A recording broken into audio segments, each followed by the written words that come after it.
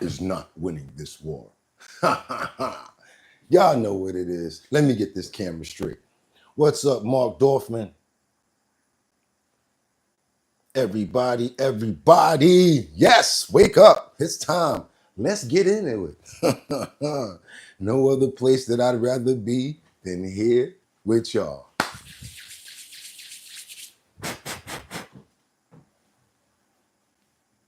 See what he talking about this morning, y'all. I mean, it's close, right? It's close. So we gonna see. See what he up to this morning. Y'all ready? Let's go.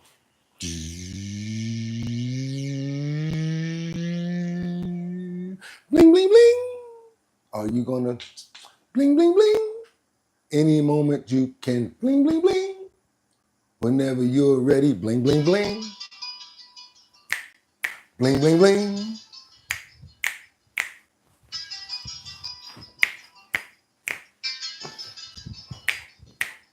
And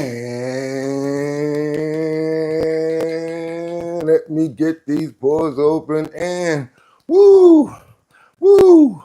What you won't do for love. You tried everything and you won't give up. Do for love. You try everything. Why we jamming like that? Y'all know why. Because it's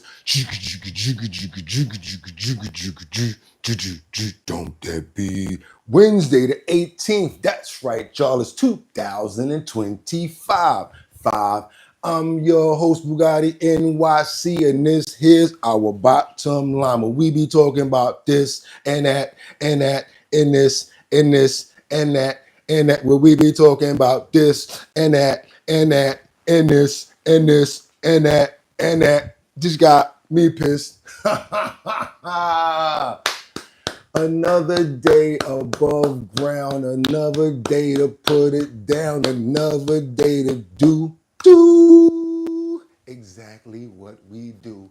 And it's your boy Bugatti NYC, and like I always tell y'all, y'all could have went anywhere. But the fact of the matter that you came here to chill with me this morning, I appreciate you. Yes, we got some good titles to get into. We got a nice thumbnail cracking back there. Y'all see what it is, and y'all know it's my favorite place to be every single morning at 6 o'clock. The #1 show on YouTube. They can't mess with us. Y'all know what it is. Who's up in the building this morning, ready to go and ready to get them? Who's up in here? Get them. Let's go. We got Mark Dorfman. Good morning, NYC. Casey Ramos. Let's go. We got Batty Lynn. Good morning from Detroit, Michigan. Okay, good morning, bruh. We got Rebecca also. What's up, Malcolm? We got Rebecca up in the building. Good morning from Grand Rapids, Michigan. Tiffany, what we got going on here? We got good morning from Greensboro, North Carolina. Casey, Bugatti, my HBL fam, 100% Dundee. Anybody know about that? 100% Dundee. What's good, everybody? I hope y'all having a fantastic morning. I am. You know why? Because I made it another day, breathing. God gave me the will and the willpower to keep on moving, and I'm going to keep on moving. Don't stop like the hands of time. Y'all know what it is. Y'all got to turn up. Y'all got another day to enjoy yourselves. I don't know what's going on with this little color right here, but if it keep on coming over that edge, yo, me and you going to have a problem. You see, yo, stop playing with me, man. Stay right there. Don't go nowhere. Stop moving. Stay right there. Yes, y'all can see I'm turned up already. It's Wednesday, hump day. That's right, hump day. Y'all know what we got to do today. This is the day to get over that hump, to make it to that Thursday, so that Friday, y'all like this. Woo! But y'all know how we do over here. We don't work for the weekend. We work for the future. And speaking of the future, I got a lot going on in this thumbnail and in this title this morning. So without any further ado, I'm ready to get to work. Not even gonna ask for any likes right now, because guess what? I ain't earn them. It's time to get to work. So you know what I want to do? Let's get into these titles. What we got here? We got Trump. Iran is not winning this war. You heard what I said? Trump says Iran is not winning this war. I don't know what's going on, but as of yesterday, he's pressing all the cards down and he's saying, you know what? Iran, I'm demanding you guys give up. And they said, you know what? We're not giving up. Guess what we got here? The full clip, the full content, and I got to keep on moving forward because we got more stuff going on in the thumbnail. But for some reason, this guy here wants to act up. So what are we going to do right here?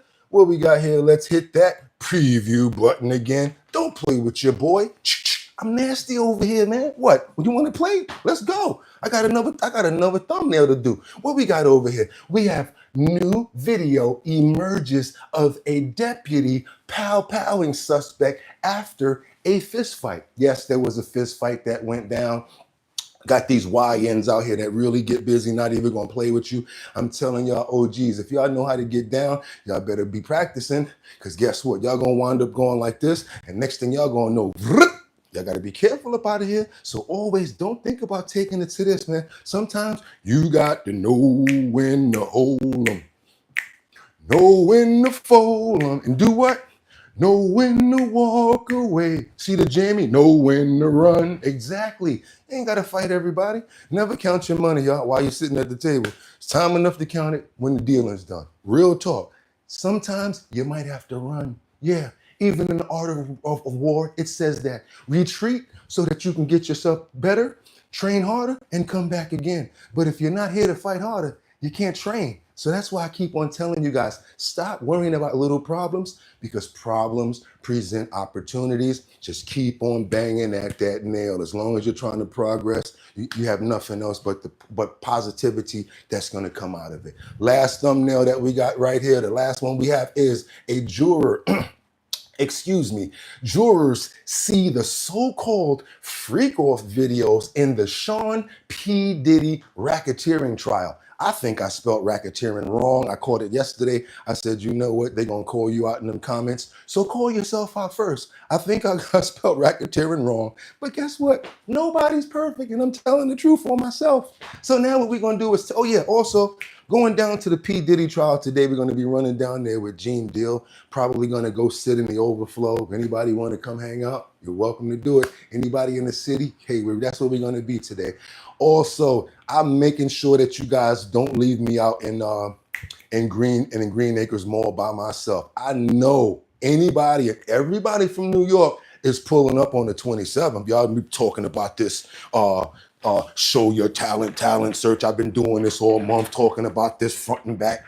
Made this a reality when in the beginning I was just talking and making a flyer. Now it's real. So guess what? I'm gonna need y'all to pull up because it's really going down. We got the location. I'll put it up again in the post notification area. So y'all better pull up. I ain't make this thing happen for no reason. So yeah, we got a lot to get into this morning, you guys. We got a lot of action happening all over the city, all over the world. Do me a favor, because like I always tell you guys, I want you to make sure that you're telling me where you're chiming in from, because I love to get content from where you're from, and where you're from.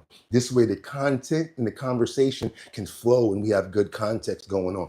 Hey, that's right up the street from where I live at. Oh my God, how did he even know that? Right, because I paid attention to where you said that you lived at, believe it or not, because I got a big old head, because he got the whole world in his head. He's got the whole world. Yeah, you can't make bigger head jokes about me than I can about myself.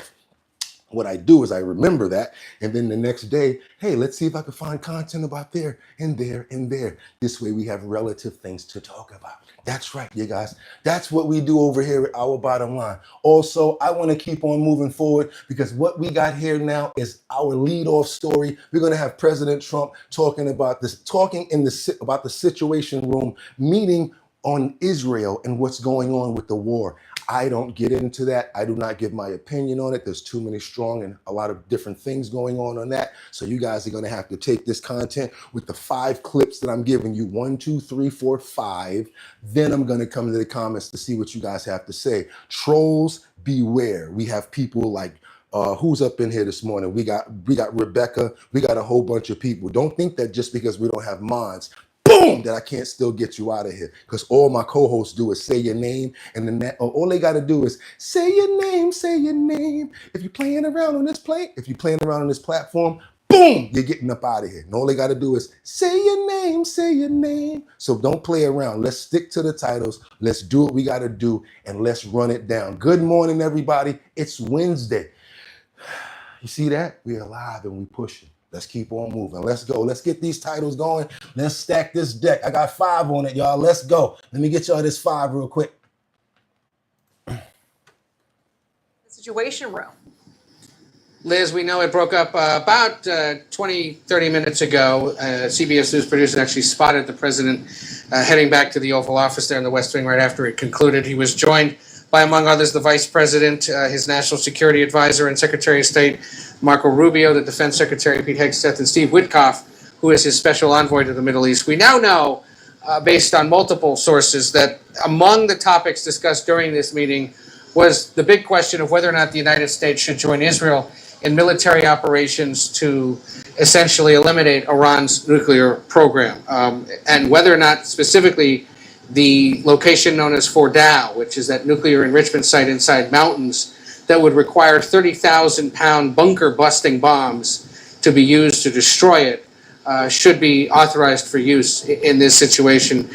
There is not agreement among the president's top advisors over exactly how to proceed. At least there wasn't ahead of this meeting, and we're waiting to hear if the president has made some kind of a decision, whether he'll speak about that or use his social media platform to announce a decision. No word on that just yet. Earlier on Truth Social, the president signaled that he was back and certainly fully engaged on what was going on, suggesting in a initial message that the United States, or he said, sorry, we have full operational control over Iran's skies, which immediately led to questions about whether or not the United States had taken control of Iranian airspace. The White House pushed back very quickly, saying, no, it's not the United States. He meant Israel, but we collectively, because of course the United States is being consulted on this. So we're looking at statements right now. We didn't have too much gaggle from him. Somebody asked me before, what's gaggle? It's basically back and forth, questions from reporters. Trump didn't really talk too much yesterday. As you guys saw that he was busy, so everybody's talking about what he reported on. Probably get something going on from one of the people in the White House that's going to announce what he's talking about, or maybe he's going to give us an announcement soon. But we got to keep on moving around here. That's what we have. We actually have a little bit more. We're going to keep on moving right now because yesterday in an emergency, Kristi Noem was taken to a DC hospital after she had an allergic reaction. Seems like she's having a couple of reactions and situations happening with her a lot now. It's a little clip. Actually happened, but we still got to let it show and let you guys know what happened when this went down. So check this out, y'all. Check this out. So following more breaking news tonight, Homeland Security Secretary Kristi Noem is in a D.C. hospital right now after having an allergic reaction. That's according to a Department of Homeland Security spokesperson. They say she was taken to the hospital out of an abundance of caution. Now, we're told she is conscious and has spoken with her security detail. We'll keep you updated on that. In the meantime, though, we're following... I didn't know Wonder Woman can get sick, but okay. I know somebody, they be tearing me up in the comments. Some people, because everybody doesn't like everybody. So I always say that I think Kristi Noem looks like Wonder Woman. Doom, doom, doom, doom, doom, doom, doom, doom. Linda Carter. And they be like, how dare you compare her to Linda Carter?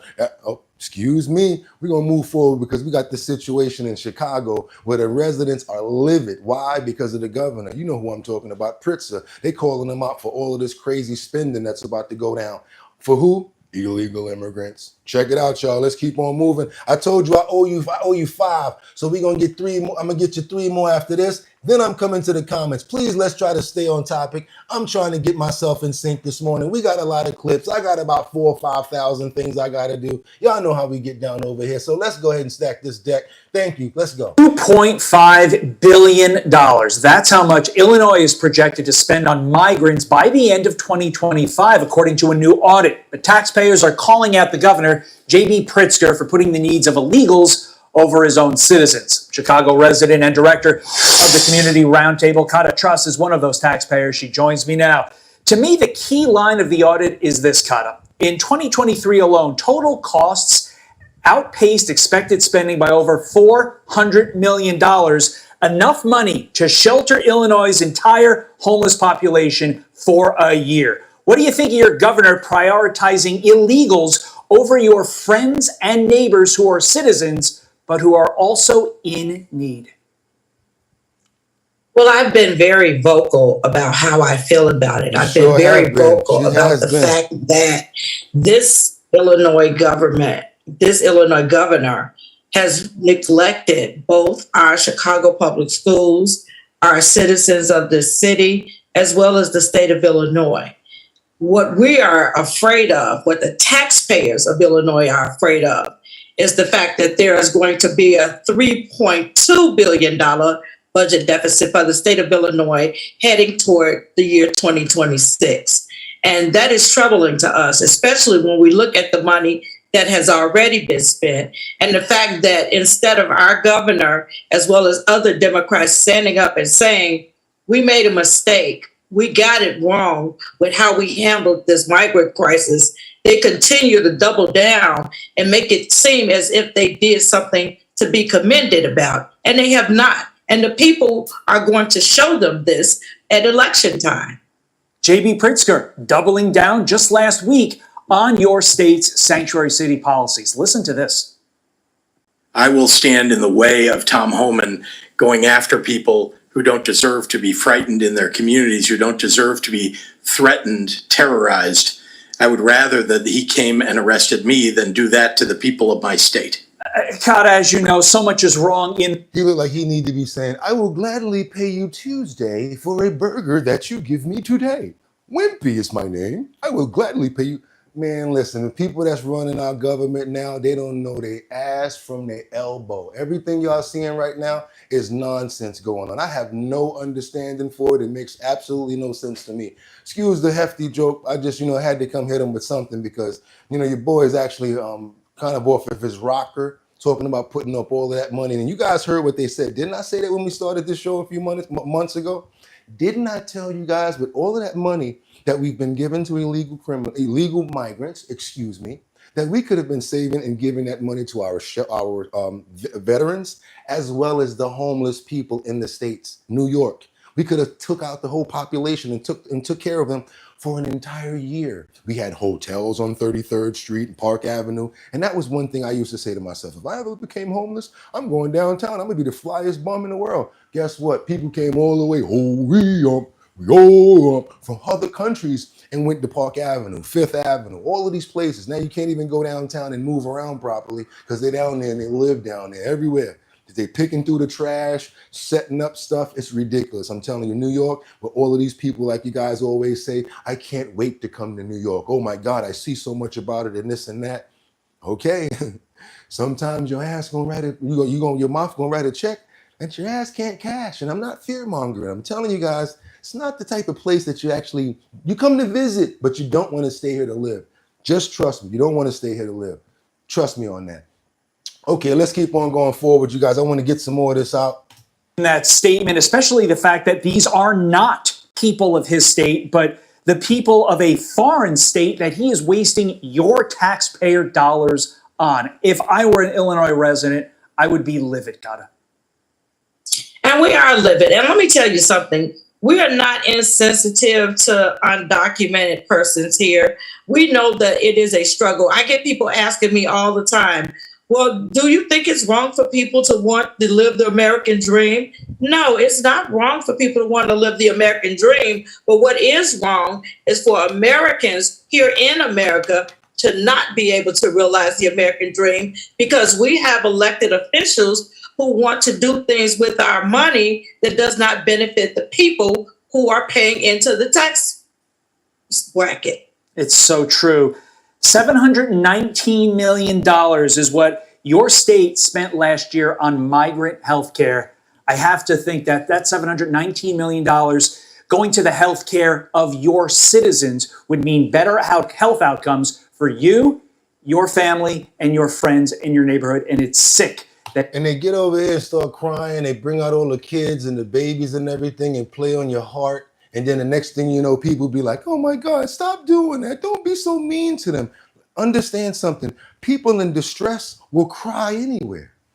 Yeah, if I get in trouble right now and I'm pummeled down or whatever like that, I'm gonna get to the point where I'll start crying. That's right. So you're looking at people that have actually done something illegal to get here, and the next thing you know, you want to reward them. And there's so many people that's like, Bugatti, don't be like that. How dare you say something like that? That's so right. You know, you're on the right wing when you say stuff like that. I don't think that that's correct when we got so many homeless people already, and we were already suffering from COVID. You know how many businesses we lost in the state of New York, in the city of New York? Do you know that we no longer have places like Tavern on the Green, Jackson Hole, certain places that maybe you guys don't find them important or whatever like that. You know, certain things that we knew as tradition and things, the rink and stuff like that. We can't even afford the rent because everything is so astronomically high. When that person said years ago the rent's too damn high, imagine what it is now to live in New York. We are the best actors that you have ever seen. Understand that. Me and everybody here walking around, yeah, we are some good actors. I'm telling you that. Pizza for days. 99-cent, man. You want a 99-cent pizza store? You rich in New York because that's where everybody eat from because that's all they can afford. We're going to keep on moving forward. Because my city of New York, we got a situation with the controller who is also running for mayor. I'm talking about Brad Lander. He was cuffed. Watch your head. Taken into custody for assisting illegal immigrants after they were already told that they need to be actually not even deported. Their cases actually got dismissed, but ICE wanted them anyway. Don't know why. They're going to explain it now. Let's keep on moving forward, you guys. Let's double tap that screen if y'all appreciate the content that we got coming right now. Here goes Brad Lander's situation right here. They're following breaking news here in Manhattan, where New York City mayoral candidate and the city's controller, Brad Lander, was just detained at immigration court. Brad Lander's wife, Meg, posted this video to his account showing him being handcuffed in a federal building. NBC's Julia Ainsley is reporting. Julie, we just came off a conversation about Senator Padilla and his speech on the Senate floor after he was handcuffed. But what happened here? Well, in this case, the comptroller, Brad Lander, we understand was walking arm in arm with an immigrant who had just had his case dismissed, but ICE was looking to arrest him. This is something I've seen time and time again, where the federal court system might say this person should not be detained, but ICE arrests them again on immigration charges. So in this case, they say that the comptroller, Brad Lander, was in the way, and so they moved to arrest him, or detain him rather. It's not clear if he's been charged or exactly what has happened in the meantime. We have reached out to ICE and DHS for comment and we have not heard back. But this is exactly the kind of conflict and clash that we saw previewed by Tom Homan, the border czar, saying that if local officials get in the way of ICE immigration operations, they will be arrested. And that's exactly what you're seeing here happen in real time, Chris. But I want to make sure that I understand, because you said you've seen this before. An immigrant goes to court. His case is dismissed, meaning what the judge decides is that he should not be detained. And yet when he's being walked out because the judge has ruled in his favor, there's an arrest because ICE wants to take him into custody in spite of what the judge said? This is confusing because there are two different systems at play here. So an immigrant can go to federal court where they may have been charged with a federal crime, entering the country illegally. A federal judge, which is part of the judicial branch, will say this person should no longer be in the custody of the U.S. Marshals. Then ICE can arrest them on an administrative immigration crime simply for being in the United States illegally, or really just because they can. Sometimes they're arrested. Or because he's going for a photo op because he's running for mayor. Don't hate on me. I had to say it because I know somebody in the comments is thinking the same thing. I'm just picking your brain. I owe you one more video before I come to the comments, by the way. I want you guys to see one more before we get it going. Chicago, the feds say a couple was running a huge Intel operation in southeast suburbs. Check this out, you guys. I'm talking some big money over here. He done built a big old house, paid cash for it. They was balling. They even had money hidden inside of what you call those places, storage compartments. Whoa, they was getting it like that, boy. But that's why I keep on telling people, like, I tell people all the time, would you rather work hard and bang that nail or earn that money, or would you rather do something where you're rolling the dice and you're playing with your life every single time that you do that? I wouldn't like to do that, you guys. Right now, I'm banging at the nail, and we're gonna keep on banging. Let's keep on moving forward with this fentanyl. We can't say the word, but I'll say part of it. Fentanyl situation right here from Chicago. People in Chicago, do me a favor, step to the front of the stage, please. This is for you. This house in southwest suburban Frankfurt, the owner now accused of running a huge fentanyl operation, which landed him and his girlfriend behind bars. Jermont Terry is live at federal court with how the feds traced the drug operation to 3 southwest suburban communities. Jermont. Erica, this drug operation spans from Frankfurt to Oak Lawn and even includes a storage unit in Alsip where drugs, weapons, and wads of cash were all found, according to the feds. Check out the arsenal of weapons federal prosecutors say they found when they I'd rather look at the dog, but okay. Arrested a couple. According to the federal complaint, 32-year-old James Howard and 31-year-old Chantel Robinson were behind a huge fentanyl and cocaine distribution. This Oaklawn apartment building off 95th and Ridgeland is where Robinson lived.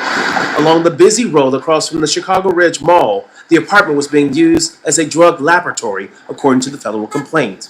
The feds had suspected the pair of running the drug operation. They set up a hidden camera in this flower pot outside their third-floor unit. Prosecutors say the camera spotted Howard in this image coming out with a comforter. He placed it in the hallway, but inside the bag, 1.5 kilograms of suspected fentanyl and approximately 850 grams of suspected cocaine within the sheets. This seems to be a case of these subjects to being very bold and careless at the same time. This image shows Howard discovering the hidden camera. Even after Howard appeared to notice the camera at the top of the staircase and momentarily ducking out of the frame, the feds say he did not stop the... Thun-thud-dun. Y'all know the correct spelling. T-H-U-N-T-H-A-D-U-N-T. Thun-thud-dun. See the camera, pulls up his phone to get an image of the camera, getting him on camera, and still keeps on going. Now you tell me this ain't the thun-thud-dun of the year. Let's go. Let's keep on going, y'all. Illegal operation. Former FBI Director Phil Andrew points out this pair hid in plain sight. Agents raided Howard's house in Frankfurt. Their nearly $800,000 new construction was paid in full despite Howard moving in April. Clearly, the point they're making in this complaint is that is likely due to the ease of access to this drug money. This is what prosecutors say they found inside the house, that arsenal of weapons, cash, and drugs. But the operation did not end there. It stretched to this storage facility in Alsip of 115th and Cicero. It's here where feds say additional drugs and weapons were found. Andrew points out federal and local agencies are still working jointly to win the fight against drugs. Law enforcement, this is actually their bread and butter. Now, Andrew points out that many criminals may believe that federal agents are focusing all of their attention on immigration, but he says this case proves that drug cases remain a top priority. As for that couple, they remain in federal custody tonight. Because they got locked up, they won't let them out. Ain't gonna let them out. They got locked up, they won't let them out. No. Trying to sell it into nil. Thought that they was gonna get rich. Next thing the knock came. Calling stuff is still an itch. I can't say no curses. But they got locked up. Shung! When that door closes and they over here with their hands out like this, thinking about all the stuff that they had. I had a motorcycle. I had this. They be in there bragging like crazy. Now your stuff is in lockup. Use this as a evidence against you. And the next thing you know, it's getting auctioned off at a police auction. And people like you and I can go get it for pennies on the dollar, you guys. So look up police auctions because you might be able to get some of their cars and vehicles because all of that stuff got to be, sold. Government don't need that stuff. They need the money. Let's keep on moving forward, you guys. What y'all got for me in these comments? That's a good song. It sure is. Tory, where should our dollars go and help struggling Americans? Okay, we've got, look at the weaponry, and the citizens can't get the kinds of weapons that they need. That tells you. What else we got? We got Caesar that says Team Derek. Derek says what? They said it's the bread and butter for the PD department. So without the war on D-rugs, then the PD would be bored. Would be bored? Yeah, but they get money off of those confiscations. They get I get a part of whatever they take. I heard that, and they actually use it for overtime in different areas of the police, the precincts. We've got let me get a couple of more comments here. What do we got? We got no, I don't see. That's not happening. You up out of here? It's SMD. If you do that, what's that? I don't know what that means. Who, me? Okay. Are you having an expert at politics? You don't look like it. I am no expert at politics at all. We come here to talk and go over politics. Okay, we keep on going. Casey, cop, buy your joint, and you'll have cop will buy your joint, and you'll and a cop driving your forfeited whip. Exactly, because they try to have their own people when they're doing that. Look at this old joke talking about Brian Pumper. Are you Diddy? Oh, come on, y'all. Let's get into the topics. Let's stay into the topics. Okay, let's go. MV Great Gaming, good morning as well. Thank you so much. Betty is a very good cook. I don't know about them, but I sure am, and everybody know that about me. Okay, Tony, you fought for nothing, Japanese letter user. I don't know what you're talking about. Genius. Let's keep on moving, yeah, guys. Let's keep on moving, because I got some more content for you. You know, we're not even halfway through the clip. We right in the beginning. So do your boy a favor. If y'all appreciate the content, let's double tap the screen to get those likes up and get those clicks up. We're gonna get a lot of people that's gonna run because, oh my God, they stopped playing the videos. I don't play videos all day. We come to the comments so everybody can have a conversation about what we talked about. And then we keep it rolling like we're about to do right now. Let's keep on moving forward, because we got this police officer who's been demoted and suspended for a confrontation with a man at a gas station. They've been going a little extra in some of these precincts and some of these jurisdictions. I have to be honest about it. You know, we do have some good police. I got to be honest about that as well. But sometimes people do bite off more than they can chew, and they get in trouble and do stuff like this stunt right here. So check this out. We're going over to Pittsburgh. Everybody in Pittsburgh, come to the front of the stage, please. In an update to a story you saw first on KDKA, and Why don't you own apartment buildings? Seriously, why don't you own these big apartments? In an update to a story you saw first on KDKA, an Elwood City police officer is now temporarily off the force after this controversial confrontation at a gas station was caught on camera. Tonight, Borough Council voted for punishments for Sergeant Rob Magnifico. KDK's Jennifer Barrasso joins us now live with the results of that voting. Jen. Thanks, Cam. Well, Elwood City Borough Council voted unanimously to suspend Sergeant Rob Magnifico for 10 days without pay. They've demoted him from sergeant to officer. They've also ordered him to do anger management classes and de-escalation courses. We caught up with the mayor after the meeting. Yeah, I said from the beginning, we don't condone this kind of behavior. It will be addressed. And I think we took the steps this evening to do that. We took this matter very seriously. A lot of time and effort went into this, decisions made by myself and the governing body. We want to continue to move forward as a community and making sure that Elwood City is still the place to be. We showed you the video that put Magnifico in hot water. You see 20-year-old Devin Hartman hit the wall after being pushed by the then sergeant inside the Sheetz store on June 6th after 1 a.m. Hartman tells KDKA he was told to leave Sheetz after he and his friend were recording or vlogging. He says he left his cell phone and came back to get it, but employees told him it wasn't there. I think Magnifico is power tripping right now. From his last name, you can tell he's a power trip. My name is Magnifico. Watch. They called police when he refused to leave. The 20-year-old said he told officers it was his phone and even put the password in it, but they wouldn't give it to him. I don't give a bro, I want my phone. When he cursed, Magnifico comes from behind the food station and shoves him into the wall. Eventually, Hartman gets up, gets his phone, and he asks the officer for his information. My name is Magnifico. My badge number is 5815. Don't touch me. Rob Magnifico was not at tonight's meeting. And the next step, the bargaining unit has a chance to appeal the decision. And at last check, he is still the head football coach at Riverside High. That look like what he need to be doing, coaching a football team or something like that. Cause or on the line, a defensive line, Magnifico. For real, because Magnifico came around that corner and just whoosh, get over here. You know what I'm saying? I thought that was the Hulk grabbing Loki or something like that. Y'all do me a favor. Like, y'all think I don't see it, right? Do me a favor.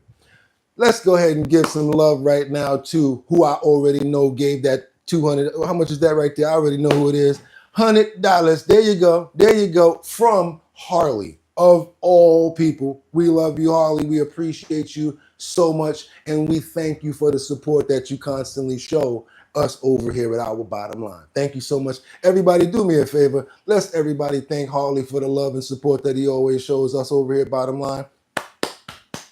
Got a new grandbaby too, y'all. Got a new grandbaby. So go ahead and congratulate Harley on that. Love is love. Y'all already know what it is. We got to keep on moving forward, you guys. What we got over here? They are democracy. What else would you have in the comments? We have William that says, where is how you teach your kids? Okay, to Diddy, we know. What else you got? You guys are not staying on topic, but at least you're saying thank you to Harley. Thank you guys for at least doing that. Thank you so much. And it's Harley, you guys. It's Harley, motherfunkin' bone. How you doing this morning? You can never forget that name at all. Harley, yes, we need thank you for the channel and the content. Thank you so much, Harley, so much. Thank you. Empty words, Harley. Ask for a full refund. Oh, mind your heard him. Oh, you can be taken care of by a co-host and stuff like that. You can say little stuff like that, but we actually do appreciate the content. And everybody else over here that appreciates the content, do me a favor. Let's double tap that screen to get those likes up, because guess what? We ain't even halfway through the clip. I got a small clip right here of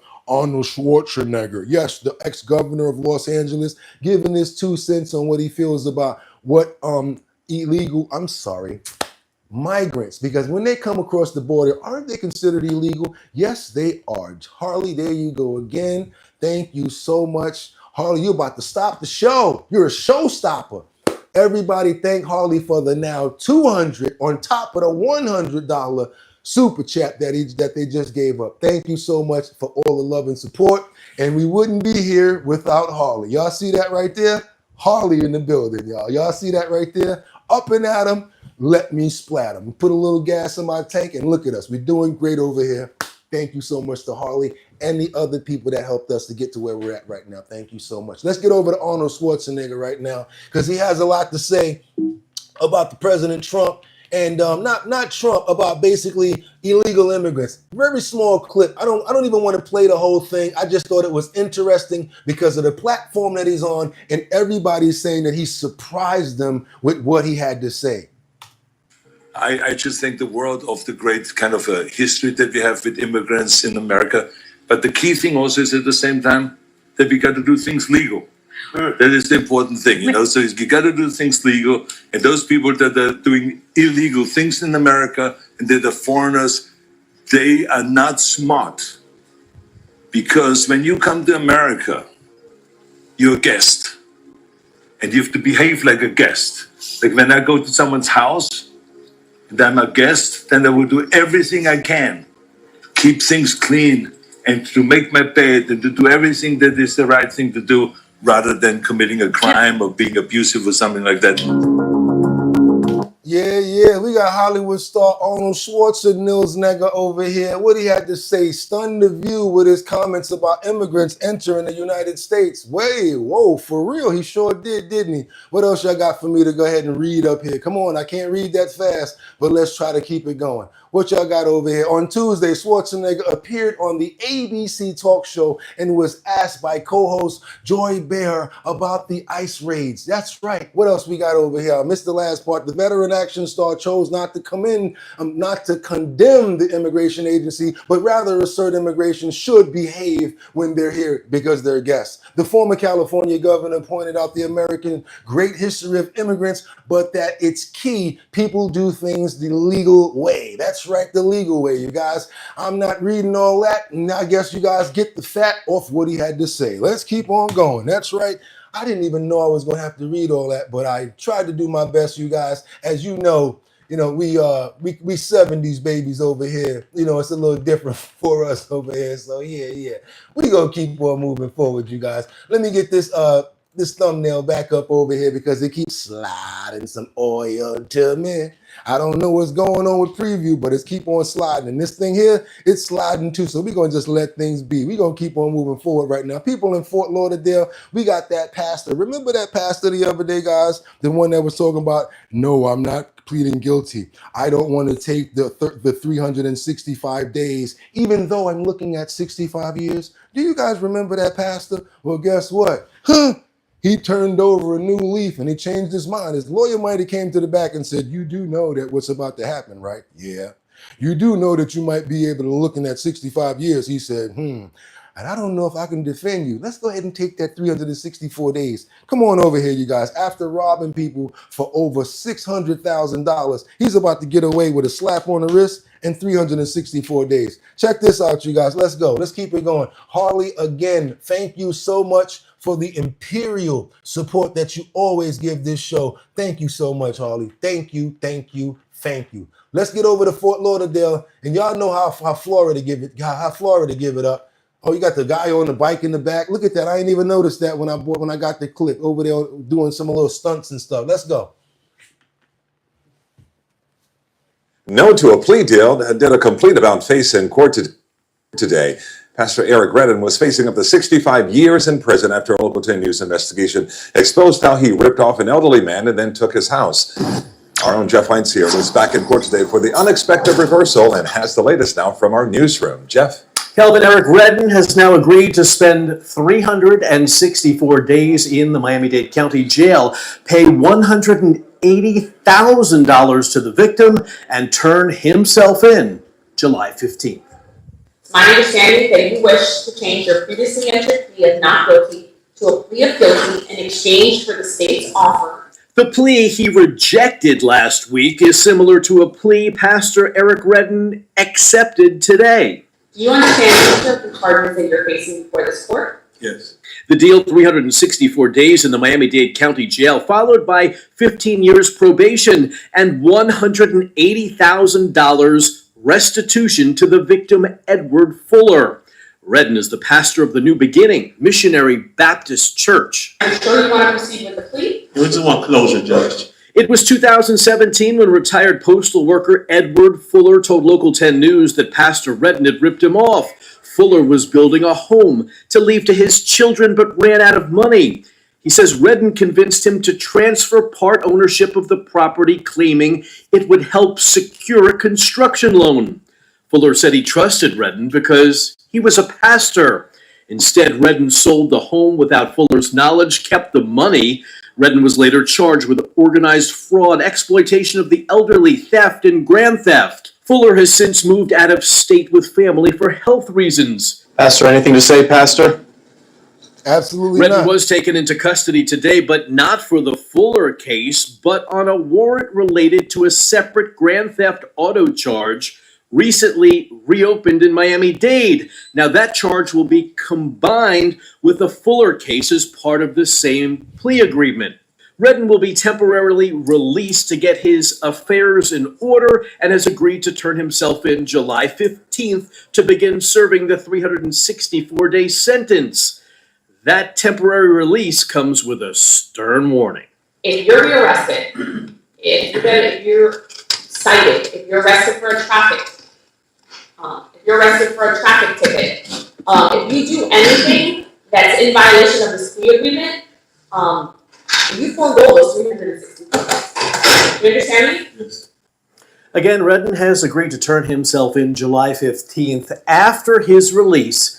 If he violates that probation, he faces 30 years in state prison. That's what you get for ripping people off. You see what I'm saying, y'all? It's hard to work. It's hard to do it the right way, but I'd rather do it the right way than keep on doing this. Looking over my shoulder, worrying about somebody coming to get me. Because you already know where he gonna be missing out on what? DoorDash. Because he wasn't even going to the restaurant to pick up all that food. Your boy had the big old pack of Ooh, back a pack of Franks on the back of his neck so big, like homeboy, stop playing. He had so much fat distributed through his body, he had to go to different places to get locations, to get zip codes. Your boy had the ring around the tub. I'm going there, whatever. He had the fat up on his back, had one over here, had 7 going up his spine. That boy was loaded. That was a big back for real. DoorDash is tight right now. They're going to be losing tons of money. Where do you think all that money went to? That money didn't go to no, you ain't see him buy no clothes. He had no jewelry. He ain't fitting in no Gucci or no Louis Vuitton. So what you think he did with that money? Food, gourmet chefs, all over, anywhere he can go to get some grub. That's where he went. My bad. Grubhub too. That right word, Bugatti. Good one right there. That was a good one, a good analogy. Grubhub, that's where he was going. What y'all got for me in these comments? I don't care about all that. You can say fat over here. We 70s and 80s babies. Y'all get y'all off. Y'all get y'all's off. Don't play around over here. I wish Eddie Murphy could say what he wanted to say. He can't even come back to do no comedy no more because y'all so soft. You think he could say, I'm Mr. T, take me up. No, he can't do none of that. Come on, we got Casey up in the building. If he does, so what? Exactly. What else we got? But I would send a large number package, says the real commander. What else we got over here in the building? We got JJ dying laughing with the laughing emojis. We got Batty Lynn. You already know she's out of control. What else we got? Y'all like this war, huh? No, we don't like no wills, no. Are you crazy? We want peace in the north, south, west, and the east. We want peace everywhere. My man said Grubhub. That's right. He's heavy on the food exchange. Don't play around with me, y'all. You give him a tip, it's going straight to the pizza shop. Keep on moving forward right now because we got this Aurora County situation where this police released shocking video of a Gills gang member, I'm going to say the word, a gang member that's outside apartments trying to get into people's cribs again, knocking on people's door, banging and all of that, and they got the issues. And guess what? These people just moved to this building in Aurora. I couldn't even think about moving nowhere in Aurora, especially the way that they taking over these apartment complexes. Another one, like DJ Khaled said, another one. This ain't the one from the last time you guys see that apartment complex getting taken over. Now they're trying to do it to another one. Check this out. Anybody in Aurora? No, we're not fear mongering. We're just making sure that the news is getting out that this is still happening. Come to the front of the stage, please. I gotta let you guys see what's going on in Aurora. Come on now, let's go. Let's go. I'm going to kind of give you the details of why you're here, what this is about, and I think once you see some of the video that we have prepared for you, you're going to kind of have an understanding. Again, before I get started into that, I just want to reaffirm that without question, Aurora has turned a corner. Aurora is an incredibly vibrant city. It's an incredibly active city, and it's an incredibly safe city. And I want that to be very, very much out in the front of this discussion. Okay. Crime is down, but why crime is down also, there's challenges, and challenges that remain that the Aurora Police Department is addressing.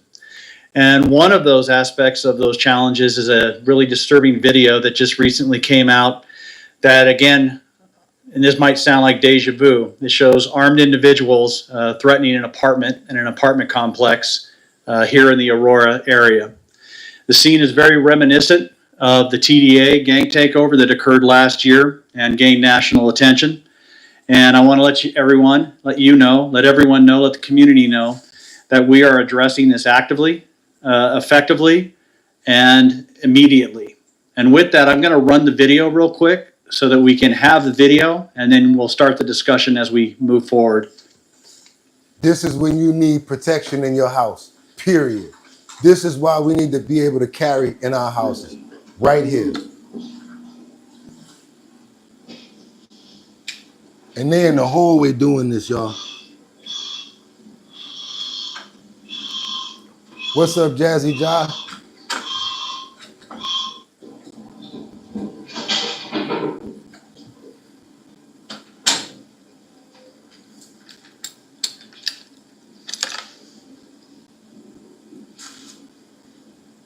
Now they're gonna start kicking the door.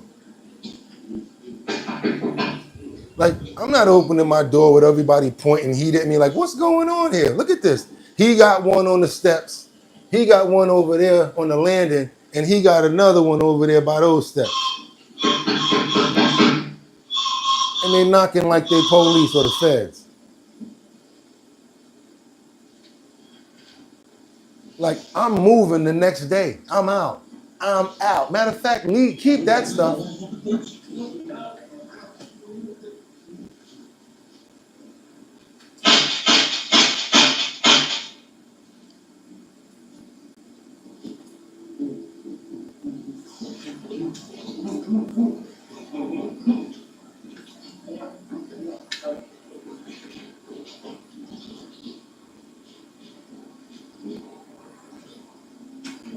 Yeah, I couldn't live there. Even the people across the hall. How could you? No.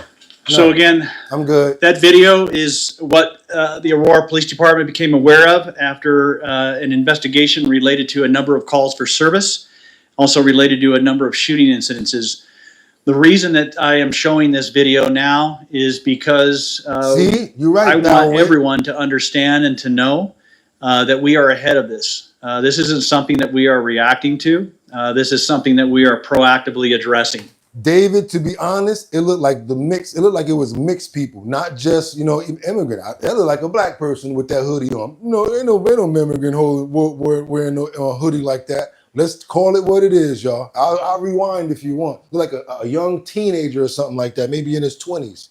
Or, yeah. With everything that we can possibly do, everything that we can possibly achieve, and everyone we can possibly hold accountable, we will do so. As you can see in the video, again, you have a number of individuals, very reminiscent of what we saw in the past, where they are going up into an apartment complex. This apartment complex is located on Potomac, in the 6th and Potomac area. And I think what's compelling about this as well is that the individuals who live in this apartment, they had just moved into this apartment complex 2 days prior. I'm out. And they actually came from Venezuela as well. I'm out. So that is the circumstances. All of the individuals were... And no fear mongering here, just putting you guys to what's going on, putting you on to what's going on out there right now. It's crazy. And yeah, be on point in Aurora and these apartment complexes before you move in somewhere. Let me tell you another trick that I learned. Sometimes a real estate agent, they're going to take you to look at that apartment in the daytime. That's fine. Let them do that and tell you where it's at. Next, you know what you want to do? You want to go around that apartment complex around, let's say 11 o'clock, 10 o'clock at night. And you want to do that probably on a Friday or Saturday night. A couple of times before you decide to move in. Watch the crowds, see if it's loud music, see what the temperament is like around there. Then you gain what you can get. Because I've got tricked like that many times. Oh, come look at this apartment. It's all nice in the daytime. By the time it's nighttime, oh, get on the ground. And next thing you know, you've already signed a lease for a year or longer. Y'all got to be on point and be cautious when you look for these apartments and pay attention to what's going on around you. Just a little bit of renting tips if you're renting in the hood. Let's keep on moving. What y'all got for me in the comments? Evil is rampant today. What state was this? That was in Aurora, Texas, just as bad. Okay, what happened? Oh, yes. There is real, I'm Hispanic Chicano. See, he said I'm Chicano. See, yep, freaks come out at night. Uh-oh, the freaks come out at, the freaks come out. The freaks come out at, the freaks come out. Oh, no, you did. Freaks come out at night. Hut, hut, hut. Freaks come out at night. Ooh, ooh. See, that's how you do it. You want Bugatti to slam dunk it? Send me the song, boy, especially when we flowing, it'll go down. It'll go, let me at him. I'll splat him. Let me get on there. Let me keep on moving forward because y'all thought it was over, right? Y'all know what's about to happen, right? We got to go ahead and talk to your president because Trump is demanding unconditional surrender from this from this war that's going on with Iran, y'all. He's telling them, you see how he got his hand up right there? I am demanding that you stop this war. And I don't know if we got the cards, y'all, because we kind of spread thin right now when it comes down to defending everybody but ourselves. But let's get into it. Let's keep on moving forward, you guys. What we got over here? Let me find this clip for y'all. I thought I had it right here. I know it's somewhere over here. There we go. Let's go. Tonight with President Trump late today spending more than an hour in this situation. What if your website's success was only limited by one single thing? Privacy regulations. Good evening. We begin tonight with President Trump late today spending more than an hour in the Situation Room with his national security team. President Trump has called for Iran's unconditional surrender amid this growing conflict with Israel. The president saying the U.S. knows where Iran's supreme leader is hiding, but that he doesn't want him to be killed, quote, for now. Ooh. Members of the president's national security team seen leaving the White House after that meeting this afternoon in the Situation Room. The president returning abruptly last night from the G7 summit in Canada so he could, according to the White House, attend to many important matters. President Trump posted a warning to the 10 million people of Iran's capital saying, quote, everyone should immediately evacuate Tehran with no further explanation. Traffic you can see right there backed up for miles. Tonight, the two sides continuing to trade attacks, Israel releasing video of what they say is their pilots tracking mobile missile launchers through the streets of Iran, taking them out. And tonight, Iran sending missiles just moments ago into Israel. There are growing questions at this hour. What is President Trump, what is the U.S. now considering? ABC's chief White House correspondent, Mary Bruce, leading us off tonight. No, she's not. We got to keep on moving over here with our bottom line. That was an announcement so you guys can see what's going on. If y'all want to keep on seeing the content, that's why we preview as well. And we had a really smart person that I really admired that came into the comments one day and said, you know why I watch our bottom line? Because it gives me previews of what's going on, and it gives me an idea of what I can go look at and whatnot. That was a really smart assessment. So I thought about that. I said, let me make sure that I'm giving these guys really good content.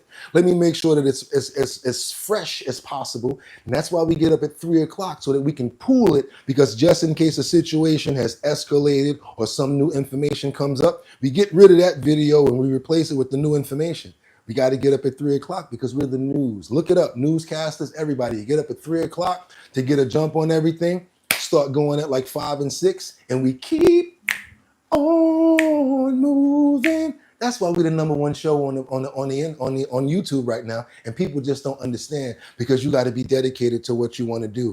We are now at our 232nd episode of Our Bottom Line. That means we've successfully pressed that button over 237 times at the same time, almost 6 o'clock in the morning, you guys.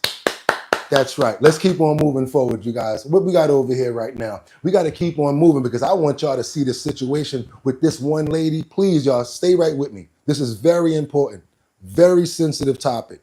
No BS. Stay with me right here. St. George. Anybody want to tell me where St. George is? Yes, that's what co-hosts are for, and that's what we're here for. Tell me where St. George is at, because I don't know. But this lady right here is sentenced to over 30 years for the filming and abuse of a preschooler.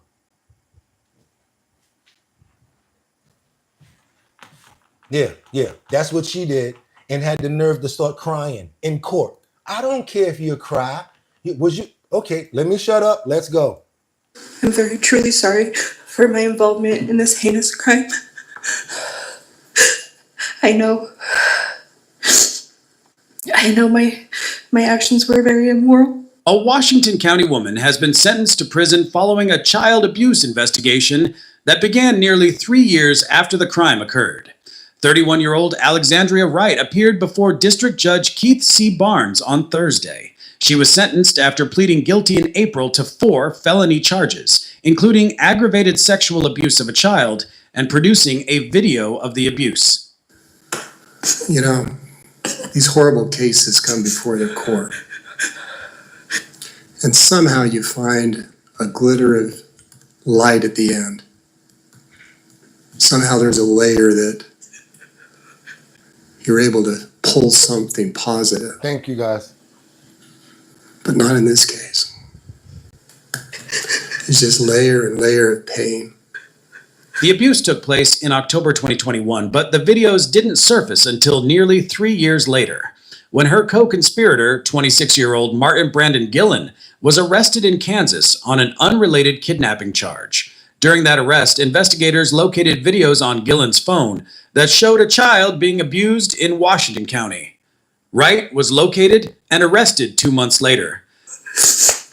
I am not the monster that the news and everybody's making me out to be, though. I would have never committed anything like this willingly. To the charge of sodomy on a child, a first-degree felony. The court hereby sentences you to serve 25 years to life at the Utah State Prison. Utah, y'all was right. On the count of aggravated sexual abuse of a child, first-degree felony. The court sentences you to serve 15 years to life at the Utah State Prison. The charge of dealing in materials harmful to a minor, a third-degree felony. The court sentenced you to serve 0 to 5 years at Utah State Prison. On the charge of aggravated sexual exploitation of a minor, a first-degree felony, the court sentenced you to serve 15 years to life at the Utah State Prison. These charges to run concurrent. Count 1, 25 years to life. Wright also faces charges in federal court related to the same case. She is scheduled to appear in St. George next week for a hearing on possession and production of child pornography. Gillen was indicted in federal court and later sentenced to life in prison plus 95 years for multiple charges including sexual exploitation of a child and kidnapping. For now, Wright remains in state custody. Good. Read the full story by Cody Blowers on stgeorgenews.com. Utah, you guys were right. Utah. You see what I'm saying? Why we got to report this stuff? This video did get a lot of plays and everything, but we didn't get it to our crowd. And I want you guys to see what's going on out here because some of these people are crazy. And we got to protect our children from people like this. Real talk. Y'all do me a favor because y'all know nobody curating information and content like your boy BOOGOTTINYC. Let's double tap that screen to get more people over here because we have another sad story. You ever watch your video, you watching your phone nowadays, and they have like you watching, you're really into something, and the next thing you know, out of nowhere, something scares the HELL hockey sticks out of you? Well, that's how this thing smacked me in the face when I saw this situation here because I'm in New York.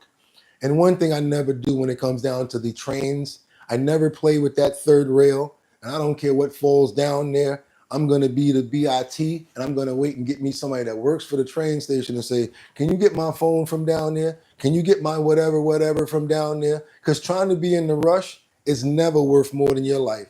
We have a sad story that we're reporting today because we had a woman that was hit and killed by a subway train on in Union Station yesterday, on Union Square and 14th Street. Held up the trains for a while.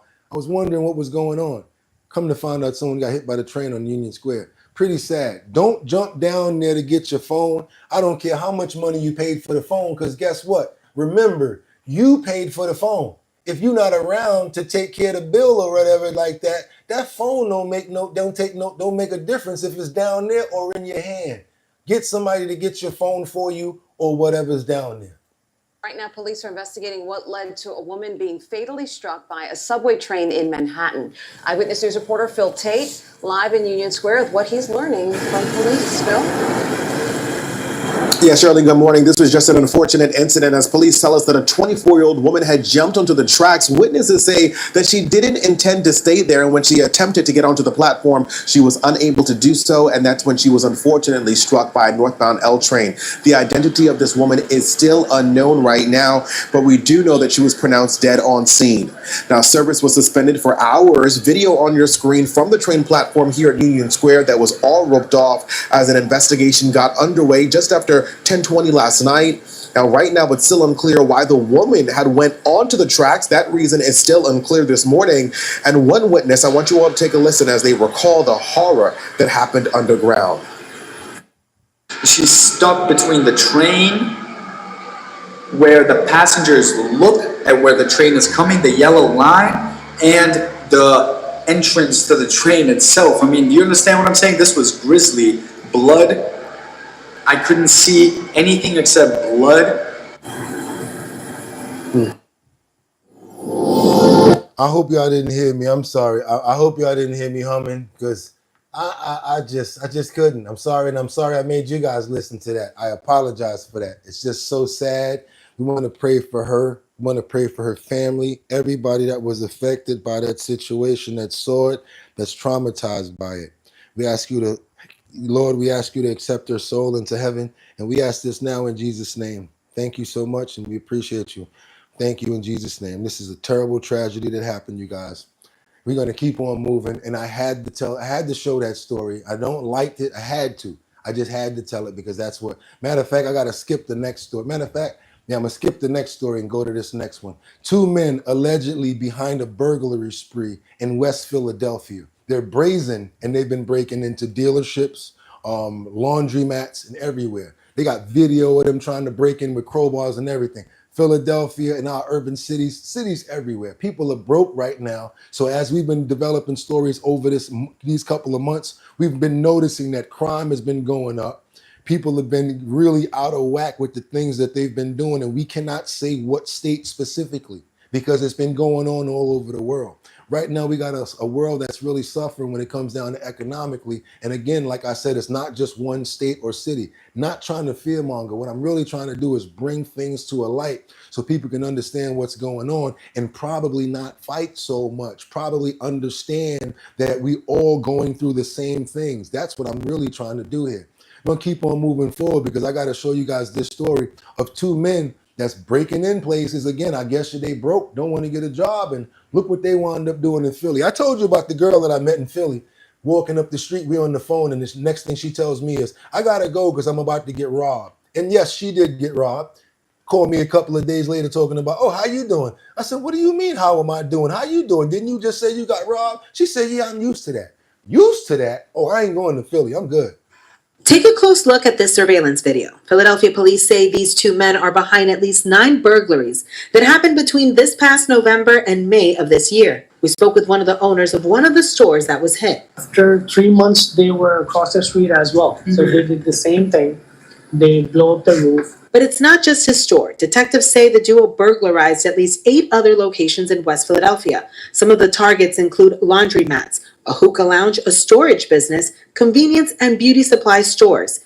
This video is showing one of the burglaries that happened back in December. Police say just after 1 a.m. near 58th and Market Street, the men were captured on surveillance video entering a laundry business by prying the front gate back. Once inside, police say they stole hundreds of dollars from the ATM. At a different laundromat on Walnut Street, the thieves used crowbars to break into the ATMs. Fast forward to May, police say the suspects ransacked a beauty supply store on 56th Street and Lancaster Avenue and stole more than $10,000 worth of merchandise. They must have got in that on that jewelry store and took an order for some weaves. Some people was like, look here, go in there and get me some Hawaiian silky. They was literally taking orders when it came down to that beauty supply. That's real bad because people actually have businesses. We got employees that we have to pay. It's really terrible when something like that happened. But yeah, it's going down in Philly. Like I said, it's going down everywhere. And now we're going to get down to some entertainment with the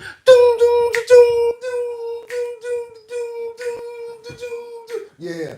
What y'all want to do? You want to be ballers, shot callers, brawlers, who be dipping in the bins with the spoilers, on the low from the Jakes and the tourists, trying to get my hands on some grants like Horace. Yeah, living the raw deal. 3-course meal. Yes, let's go on over to this Diddy trial because that juror that we was talking about yesterday, the one that said he lived in the Bronx with his girlfriend, and then he said no, he told somebody else he lived in New Jersey with his mother. Guess what? Boop! Judge said, get up out of here. Kicked them off the jury pool, replaced them with somebody else. Let me let them tell it so you guys know what's going on. And like I said, in a few hours, myself and Gene Deal, we're going to run down to the trial just to get a little information and see what's going on because I haven't been down there for a few days. So y'all, if y'all want to see what's going on with that content, you could probably chime in on Gene Deal's page in about 2 or 3 hours, or you can do that on my page because I'm going to go live with a little bit of it as well. So let's keep on moving, you guys. Let's keep on moving. Trial of the moment, Sean Diddy Combs viewing real-life footage of the infamous sex parties known as freak-offs, described by the defense as consensual encounters, but by the prosecution as something far more sinister. Combs denies all charges. And just a warning, this story contains accounts, descriptions, and visual content of actual or alleged events that some may find disturbing. Here's Nightline co-anchor Byron Pitts. Behind these doors, a jury seeing for the first time the world's been talking about for months. Videos of those notorious so-called freak-offs involving Sean Diddy Combs. These are the videos that depicted Cassie Ventura with male escorts. And these videos, explicit though they are at the heart of the prosecutor's case to help convince the jury that Cassie Ventura was trafficked for sex. In a key moment of this trial, wearing headphones, jurors were shown excerpt videos of freak-offs played in the courtroom for the first time today. The videos coming from a laptop belonging to Cassie Ventura. When it came time to play these video excerpts of freak-offs, jurors put on headphones, so did the lawyers and Sean Combs. The public screens were shut off because the gallery was not allowed to see or hear these explicit videos. But as the excerpt played, we could faintly hear the sound of music and moaning noises. The jury also shown text messages between Combs and Ventura, in which prosecutors say he texted her, "Want to celebrate Christmas and have a freak off tonight or Friday?" Further text messages, they said, were summoning escorts to a hotel. Also at the center of today's court proceedings, text messages, emails, and documents shown in court. The videos came with hotel receipts, credit card statements, travel records that helped give the jury a full picture of how Sean Combs allegedly got her and male escorts to different hotel rooms for the purposes of these sexual encounters. Sean Combs stands accused of sex trafficking, racketeering, and prostitution, all charges he denies. But as the government wraps up its case over the next couple of days, a major moment in court this morning, Judge Aaron Sabramian dismissing a juror, juror number 6, for lack of candor. The juror originally saying he lived in the Bronx with his fiancée, but he apparently told a court staff member that he had recently moved in with his girlfriend in New Jersey. See, this what happened because there's a lot of gaffle going on down there. Again, gaffle is just another word for a lot of talking, chit chatter, and whether it's questions or Q&A. When I go down there, yo, what's up, Bugatti? How you doing? They'll try to ask me a question. I might say something, and they're gonna use it to say something, right? Not only that, but sometimes if you're a juror, you're running your mouth because you've been there all day. So you probably told somebody you've been in the Bronx. Next thing you know, you told another person something about New Jersey, and they got together and was like, he ain't giving us the right information. The next thing you know, because your mouth was too big, it happened to you. They also said that they wanted to get him out of there just in case he was like a say-sayer, which is a person who just wants to be on the jury and already had his mind made up of what he wants his decision to be, either not guilty or guilty, which is another thing that we do not need a person like that on, because he's already there with the intention of what he already has his decision to be. That's right, you guys. And again, like I said, I'm gonna be down there today a little later with Gene. We're gonna get it going. What else you guys got over here in these comments? We got John. Yeah, first get rid of Aurora, second defending party with the okay, we're gonna keep on. Please, man, the Clintons, Trumps, Obamas, all of them have freak offs. All y'all silly. Thanks for future pardon, Trump, Diddy. Okay, okay. I like what you guys are on. Y'all stand on point. I want to keep this one right here. Please, man, the Clintons, Trumps, Obamas, all of them have freak offs. All rich people, all billionaires do what's in their heart's desire once they get the monetary to do it. Whether it's freak offs, whether it's buying stuff, whether it's D-rugs, whether it's whatever the case may be, a lot of people intend to do these crazy things once they acquire these riches. Many people don't, like Harley. No disrespect, and I'm just trying to keep it 100 because Harley's the #1 good person, and we know that Harley don't get down like that. That's right, y'all. Love is love. Love is all we care about over here. And somebody told me to stop saying love is love, which is sad because we used to use it as a term of endearment. So now, with you guys nowadays, we can't even really say that no more, which is sad because all we're really trying to do is show love the way y'all do this now by saying that. But we got to keep on moving forward because we can no longer keep it on the down low where nobody has to know. No, no, no, no, no. We're going over to Chicago again, you guys. I think that's where they got him locked up. If I'm wrong, please correct me.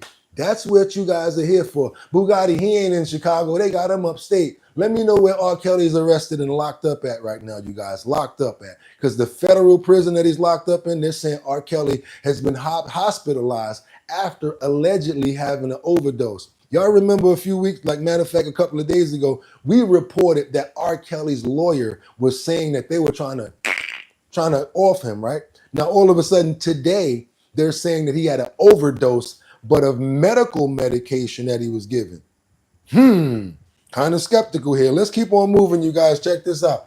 We got to keep moving because, like I told you, we got a lot in the clip. Y'all thought it was over. What y'all think? Bugatti show about to be over. We about to break it down. No, we're not. We building it up. Come on. Concerning R&B singer and convicted felon R. Kelly. Take a look at this post on X, courtesy of TMZ, in which they say that R. Kelly was reportedly rushed to the hospital from an overdose of medications in prison.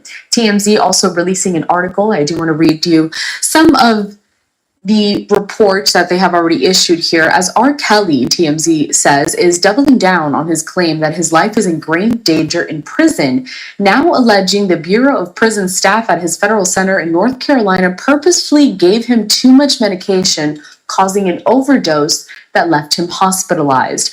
A court filing submitted by his attorney Monday claims R. Kelly was left bedridden in a hospital after a solitary confinement staff member instructed him to take additional medication the night of June 12th. The next morning, R. Kelly allegedly awakened feeling faint and dizzy, and when he attempted to get up, he fell on the floor, crawled to the door of the cell, and lost consciousness. He was subsequently taken to Duke University Hospital, and during the ride there, he claims he heard a prison officer begrudge, quote, "This is going to open a whole new can of worms." During his 2-day stay at the hospital, Kelly says he learned he was given an amount of his prescribed medication that could have ended his life. Furthermore, Kelly claims in his Monday filing that prison staff took him off necessary blood thinner medication and is now refusing to allow him a doctor-recommended surgery to clear blood clots in his legs and lungs that are putting his life in danger. Instead, they have him locked up in solitary confinement, where Kelly has expressed to his lawyer he is convinced he will be killed or left to die. Therefore, the disgraced music mogul is asking for temporary release to home confinement for the third time, arguing his life depends on it. TMZ goes on to say that an assistant United States attorney swiftly filed a response to Kelly's request, alleging he continuously paints himself as the victim and adding, quote, "This is the behavior of an abuser and a master manipulator on display." What y'all think about this case right here? Do y'all think that they over gave him his medication? Do you think there's any merit to what he's talking about? It said that he already was complaining about certain things already. What you guys got for me in the comments? What's medication and what dose? That's right. What medication and what dose, says John. Mary Johnson's, you ain't kidding. It's going to open a big can of worms. Oh, Lord. That's right. Freak offs be the next level, says, what's that, Sleek Stack? What else we got? Harley says, anything is possible. That's right, Harley. Nav64 says, for real, Tiff. The real command says, to me, it's different for men than women, though. Tiffany says, he's lucky he woke up. Anything is possible again, says Harley. He's lying to live, says Johnny P. Eagle says, Nicolas Cage knowing. Okay, y'all, we got a lot of people staying on topic. I love it. That's right. That's how we do it over here. Let's stay on topic. What we got? At B1, I wanted to hook up with my next door neighbor, and she was like, at 81, I wanted to hook up with my next door neighbor, and she was 25. I think that's legal. I think it's legal. The real comment shy. Urique says it's karma, if anything. We got to keep on moving forward because what we got this G7 situation. No, we're gonna keep on moving forward. Do you guys know anything about Briar Gray? He was on the Empire show. It was one of the characters that was on the show Empire. Well, guess what? He allegedly got arrested in Chesapeake. Check this out, you guys. He doesn't even look like himself to me. I thought that this was somebody totally different. But the kid from Empire, I think that they say his name is Briar. You know what? I'm going to let them tell you what his name is. Let's go. An actor arrested, an actor known for his role in the Fox hit television series Empire, faces an assault and battery charge in Chesapeake. Police say the charge against Briar Gray was taken out by a private citizen. Andy Fox talked to the purported victim. Andy joins us now live from Chesapeake with the interview you'll see only on 10. Hey, Regina, we are here in the parking lot of Homewood Suites right here, where at least part of this alleged attack occurred. Now, this is what we know. This is a police photo of Brashear Gray, who played Hakeem on the Fox drama Empire. According to the criminal complaint, one of Gray's associates, Dustin Wilkins, who goes by the name Chosen, as he told us, stated in this complaint, as I was explaining to him that he can't just leave the hotel without paying, adding, "You have enough problems. I am trying to save your life." He then charged towards me around the car, charged into me with his shoulder and fighting me as I was recording the incident over the phone, a blunt blow into me and punching me. Wilkins told us this in an exclusive interview. The sad part about it is he was on a hit show and he's broke. As you guys can see, his friend is complaining about not paying a bill. That's not even a high-end 5-star hotel. That's a motel. So it goes to show you how struggling black actors, how's going on out here for people. It's real. In his opinion, what is at the root of the disagreement with Gray? Okay, so the situation with Brashear has a mental health disorder, okay? He is not a bad person, and something took place in a mental health aspect. I cannot disclose what took place. I cannot to tell you the details of that. All I can tell you is that Brashear is a friend. He is like my brother. Boyfriend. He is someone who is dealing with some very interesting mental health issues. Boyfriend. Now, one of the interesting aspects of this story, Wilkins, after he took out the charge, he says he was also important in the process of getting Gray a bond. I'll have that part of the story coming up tonight on Wavy News 10 at 5. Gray will be in court. He is scheduled on Wednesday, and he is out on a $5,500 bond. See what happens? You do crazy stuff, but you got money for bail, or you got to call a family member, and next thing you know, they got to bail you out. You guys got to think about that. Y'all go try to do a stupid Krills 9, and you don't even got the bail money. Now somebody in your family got to take even more money out to bail your thunt behind out. Look, that's crazy right there. We got to keep on. Y'all was like, wait a minute, that's what she said? I don't get it. Making money and doing crazy mess like this. Lord have mercy, says Lawrence. What else y'all got over here for me? He's been in the news before, allegedly drug addiction. What else y'all got? I got my fun out early. I started at 13. There you go. You got to get it out when you're a kid. By the time I was 19, I was ready to settle down. What else we got? We got Pablito Dro says you can live stream. Yeah, whatever. Keep on going. You got to stay on topic over here. I already know all the functions of what we're doing. You guys talking about flip the screen. I flip the screen and control what we control, and what I can't, I don't worry about worrying about what I can't control. We deal with what we can, Jim, but I just don't have the power. Do me a favor, you guys, if y'all appreciate the content and the fact that we get up and start pooling at 3 to get all of this relevant information for you by 6 o'clock, and we boom, keep it moving. That's why we call our bottom line with the plus, because we run an hour plus, and I'm getting used to it. So let's keep on going, y'all. Double tap that screen. Let's get those likes up to let everybody know what we got going on over here, because we got a new video that shows a deputy pow-powing a suspect after he lost the fight, y'all. It was a young YN that was getting it in with him. It's bad that they had to fight. The YN got the best. He gets up and pows the YN. And y'all know what YN stand for nowadays, right? I could say young, but I don't want to say the other part of that word. So you guys can figure it out. Check this out. I want you guys to see what's going on over here, because it's a pretty bad situation with a pow-powing going on with a suspect in Orlando. Orlando, come to the front of the stage, please. Some breaking news right now in Orange County. The sheriff's office just released some new video from a deputy-involved shooting from earlier this month. In this video, you'll see the suspect get into a fight with the deputy before shots are fired. And Fox 35's Marlisa Goldsmith joins us live in studio. So Marlisa, walk us through what happened here. Well, John and Luann, the deputy and the suspect, 24-year-old Charles St. Fleur, were caught on camera in a physical fight for almost 90 seconds. The deputy manages to get 2 guns away from the suspect and pins him down when this happens.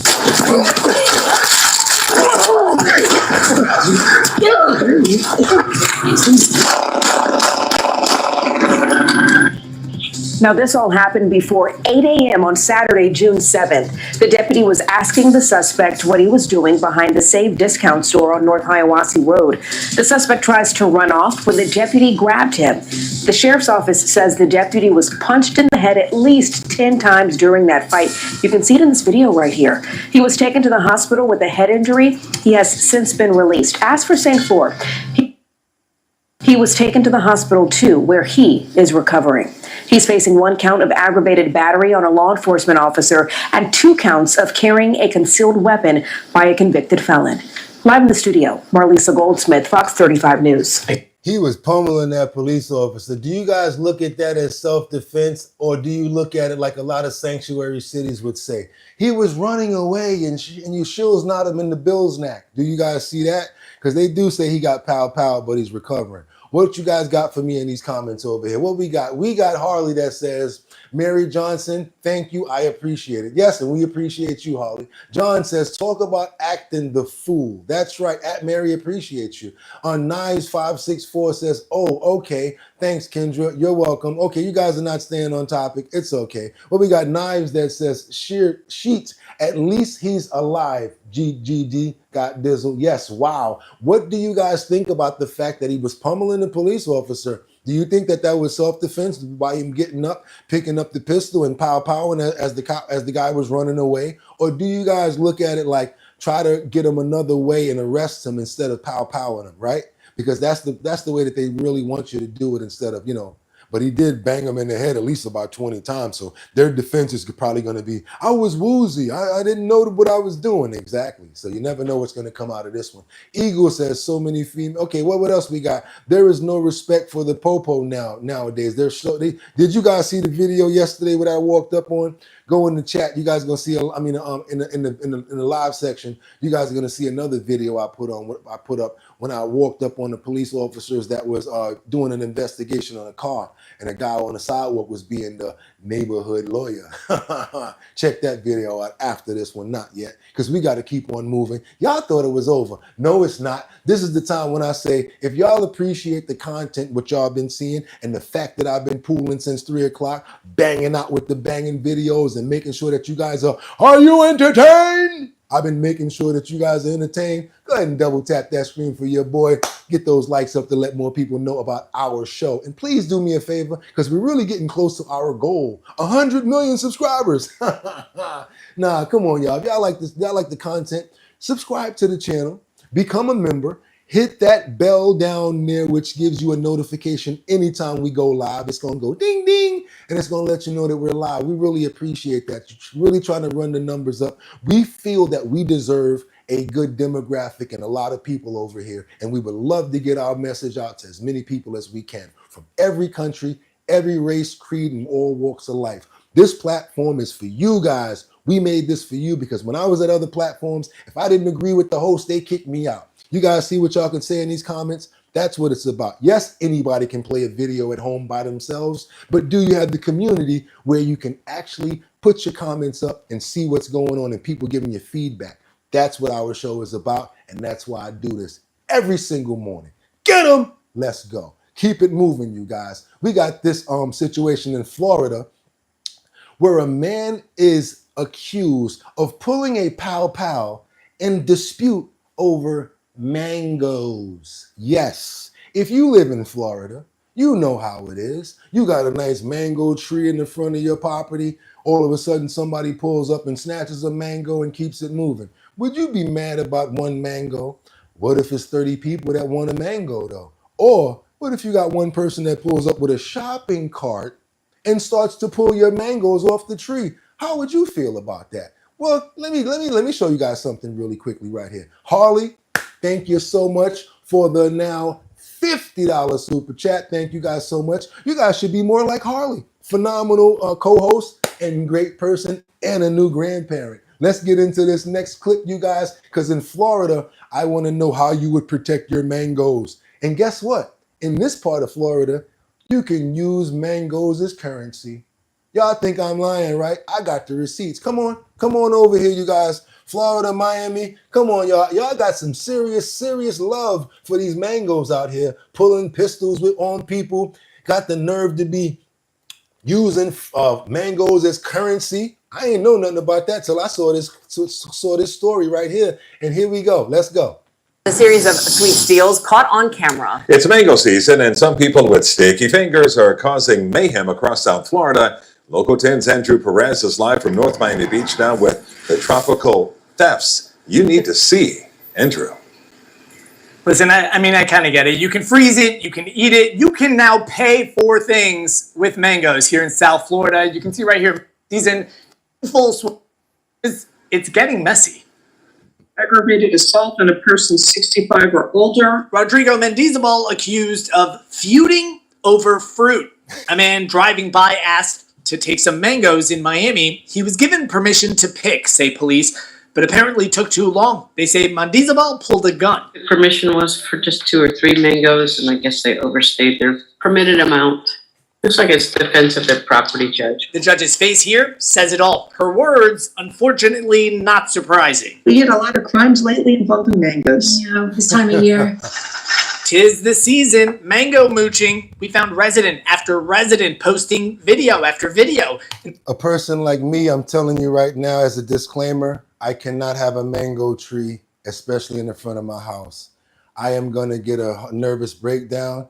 And yes, I'm going to be arrested like that man right there. I would probably say, honey, we're going to put that mango tree in the backyard. See how calm I'm being right now? Because the old Bugatti, what the mother, if you don't get your, how many you got in that basket? See what I'm saying? But when you get older and wiser and you learn yourself, you know how to stay calm. That's all. In the last few days alone across Dade and Broward counties, angry all that gold has been stripped off their trees with no permission ever granted. Tensions growing between neighbors. He came with a shopping cart and a nice picking stick. So I jumped in my truck, I came around the corner, and I met him at the next block. Why'd you go after him for the mangoes? Number one, the mango tree doesn't produce a whole lot of mangoes. We have a lot of kids in the house, so we all look forward to eating our own mangoes. I'm just expecting it. Like, it just seems, or at least to other people, it seems like, oh, this is just free, right? I can just walk up here and take off this mango. They won't mind. Big one there. Residents sounding off in community forums. He brings buckets and fills them up. No one should feel comfy to bring their own stick to pick them up. Even longtime Florida residents will partake in a little petty theft from time to time. South Florida's hottest commodity can also now be used as currency here. Zach the Baker in Miami charging 6 mangoes for a loaf of bread. 15 mangoes washed and ripe gets you a pint of mango ice cream at Whip and Dip in Dade. 1 ripe mango at Tomorrowland gets you a spicy mango cocktail. If you want these, ask permission. Leave that low-hanging fruit to those who did the work. Guys, tell me this is not the most South Florida story you've ever heard, or at least in a while. Several other businesses, but they're also accepting mangoes as payment. At the end of the day, the old adage, it's not going to hurt to just ask. All right, y'all. What y'all think about that? Y'all got a mango tree in the front of y'all house. You minding your business, and one day somebody pulls up with a shopping cart and a picking stick. I want to know, Batty, what are you doing and what you're saying? What are you guys going to do over here? What you going to do, Pablo, Pedro? What you going to do, Tiffany? What are you going to do, Knives? Mary John, he's in your yard picking these mangoes off of your tree. I want to know what you're going to do. I just got a question. Okay, what else we got? I'm staying on this right here. Okay, can't stand the thief, says Mark Dorfman. Eden, here we go. The real command, that's why there's laws. Self-defense doesn't extend to a tree. Okay, Tiffany says, I read that they be showing up with shopping carts and come on. Yeah, that's wrong. That's wrong. Batty Lynn says, I agree. Keep the mangoes in the backyard. That's right. Pablo Pedro says, kindly leave my mangoes alone. I'd bring out the gator, sir. That's what Knives said. Harley says, I get my mangoes at the market. Harley don't want no problems. Hey, Harley, why don't you go ahead and put a mango tree on some of that land that you got? Put it in the backyard for them grandchildren that you got. You heard what that other guy said. They love those mangoes. What else y'all got over here? We got Merck that says, that's crazy. Mangoes for currency, yes. Mary Johnson says, you can have 1 or 2, not all. But what if 5 people come? Malcolm says, mango mooching, LMAO. Mr. Ross says, I'd better ask forgiveness than my permission. Mangoes for currency, LGBT. Won't like this. Solo Thug says, I will share the fruit because it's going to grow back. That was so cool, Solo Thug. That was fire. I love that. Low Key T-Rex says, hey, stop. Last warning. A man can't even grow mangoes anymore. Shaking my head. These thieves are shameless. Choo Choo 234 says, if they selling them for money, that's a problem because now it's currency and you got to protect it. There you go, Choo Choo. Bryce says, respectfully, back off my tree before you catch some smoke. Pablo says, Florida, man, some S happens there. Okay, that's what I'm talking about. That's why we like to stay on topic, because it flows like crazy. And that's what we do over here at Our Bottom Line. Y'all already know what it is. If y'all ready to make some money, money, money, money, go on over to the descriptions and fill out that survey, right? I made sure that there was over $250 worth of surveys over there. All you got to do is hit that description, hit that link for the survey. There's 2 of them in there. You guys can make up to $250. I'll make $25. Why not? Everything helps in this economy because I know what's going on out there and it is real. So you know what I want to also do? I want to offer our love and support to your business. What kind of business do you have? Are you a mobile barber? Oh, you got a barbecue hooked up to a car, truck, or whatever like that? I don't know what you do. Send us your flyers, your posters, and whatever you got over to bridgethisllc@gmail.com. Y'all got to make sure that artwork is at 1080 by 1080 so that it fit perfectly inside of the post area, and I can help you guys promote your business. This is our bottom line, not mine. It's ours for everybody. So all of those people that come here every day, they'll get to see your promotion as well and hopefully put some dough in your pocket because we know we need some money, money, money, money around here. And plus, y'all know what we got going on right now. We got that show your talent and tasting with your boy Boogotti NYC. Y'all saw that right on time. Thank you, computer. You messed up, but you stepped up at the right time. That's right, the show your talent and tasting, where I'm going to be the host, Boogotti NYC. Y'all see me in that purple suit right there. That's the purple Sunday jacket. I'm going to be at, y'all ready? I'm going to be at 22 West Circle Drive,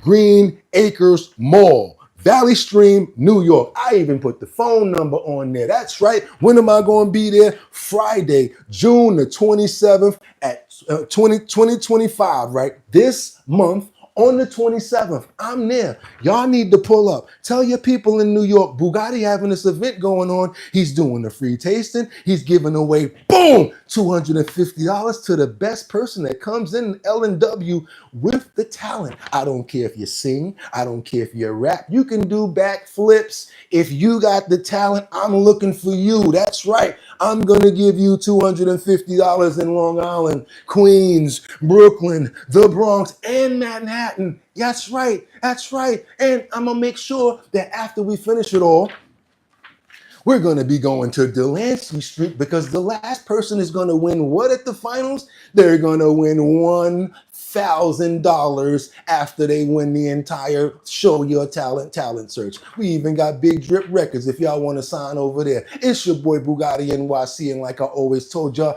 could have went anywhere. But the fact of the matter that you came here to the #1 show on YouTube during this hour, I appreciate you guys. I appreciate you, Batty.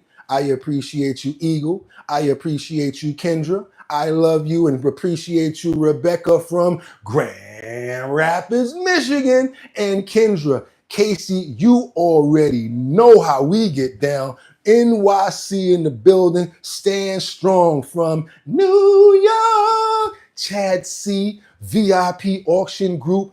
All of y'all know how we get down. Come on, give me some more names. All y'all got to say is what's up, and I see your names to pop it up on here, because without you, there is no me. There's no me without Kendra. Come on, Kendra, you've been here from day one. You know I can't rock without you. Stop playing. How many people you done got up out of here? You worse than VIP Auto Auction Group when you ready to get busy. We got knives up in the building. Y'all do me a favor. Casey, that's right. Do me a favor, David. Make sure y'all double tap that screen to get those likes up. If you have not already subscribed to the channel, go ahead and do so. It's your boy Boogotti NYC, and like I always tell you, y'all could have went anywhere. But the fact of the matter that you came here to chill with me on the #1 show on YouTube at 6 o'clock in the morning, I appreciate you. Y'all know what it is.